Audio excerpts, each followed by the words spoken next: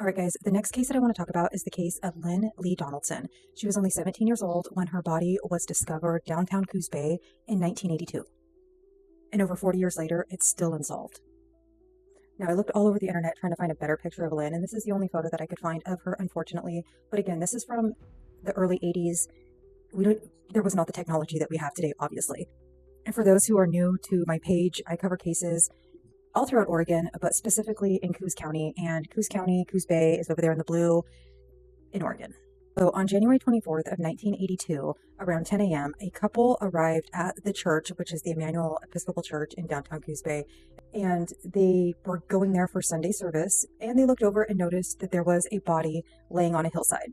When the police got there, they discovered that it was a fully clothed woman lying on an ivy hillside near that church. So if you're familiar with the area, here's that big church there, and on the back side of the church is this road here. That big white building is like where the dentist office and stuff is. There's another dentist office, but there's a house up there on 487 North 4th Street, and I seen on a post on Facebook that somebody said that they lived in that house and that she was discovered in her yard. So I did do a drive-by.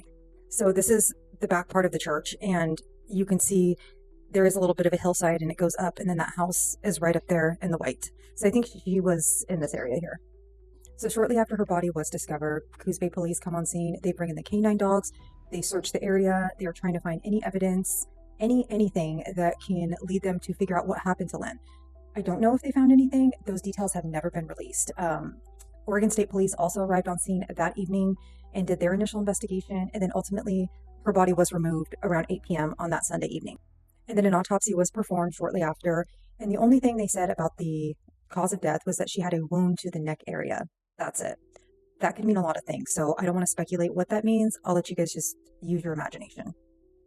The investigators did say that they ended up interviewing over 25 people, which doesn't seem like a lot, but I did find out that Lynn had only lived in the area for about a year and a half prior to her death. I also found out from her obituary that was public that the only relative that it stated she had that lived in Coos Bay was her grandmother. So the police believe that something went down between Saturday at 7 p.m. and Sunday around 9 a.m. because her body was ultimately discovered at 10 a.m. on Sunday. Here is a picture of the obituary that was posted probably in the newspaper, but it said that she was born in Arizona, passed away in Coos Bay, buried at Sunset Memorial Park in Coos Bay, that she had only lived in the area for about a year and a half, that she had worked for the BLM, which is the Bureau of Land Management, as a tree planter, and also had worked at several restaurants in the area as a waitress. Now, unfortunately, there's very little information that's even out there in regards to Lynn Donaldson's case. And it's just crazy to think that a 17-year-old young lady, very young lady, could be found in the middle of town and it's still unsolved to this day.